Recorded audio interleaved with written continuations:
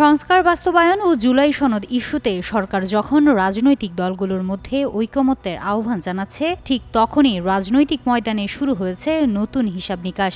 অন্তর্বর্তী সরকারের দেওয়া সময়সীমা নিয়ে বিএনপির নেতারা বিভিন্ন অনুষ্ঠানে বক্তব্যে সমালোচনা করছেন, কিন্তু দলটির পক্ষ থেকে আনুষ্ঠানিকভাবে কোনো বক্তব্য দেওয়া হয়নি। তবে বিএনপি প্রতিক্রিয়া দেখিয়েছে ভিন্নভাবে। শুক্রবার এক প্রতিবেদনে বিবিসি বাংলা জানায়, অন্তর্বর্তী সরকারের পক্ষ থেকে যেদিন রাজনৈতিক দলগুলোকে সংস্কারের সনদ বাস্তবায়নে সময় বেঁধে দেওয়া হয়, সেদিনই বিএনপি তাদের প্রার্থী তালিকা ঘোষণা করে। এটিকেই দলটির রাজনৈতিক কৌশল হিসেবে দেখছেন রাজনৈতিক বিশ্লেষকরা।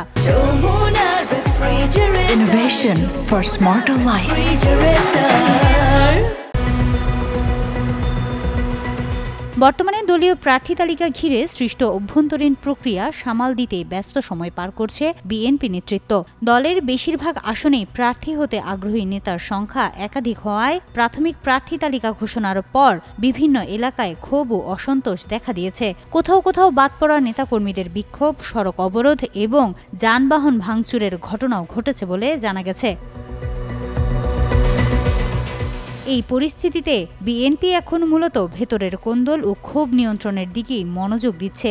দলটির শীর্ষ নেতা মহাসচিব মির্জা ফখরুল ইসলাম আলমগীর গণমাধ্যমকে জানিয়েছেন, বর্তমান সময়ে তাদের প্রধান লক্ষ্য আসন্ন নির্বাচনের প্রস্তুতি। অন্য কোনো ইস্যুকে তারা অগ্রাধিকার দিচ্ছে না।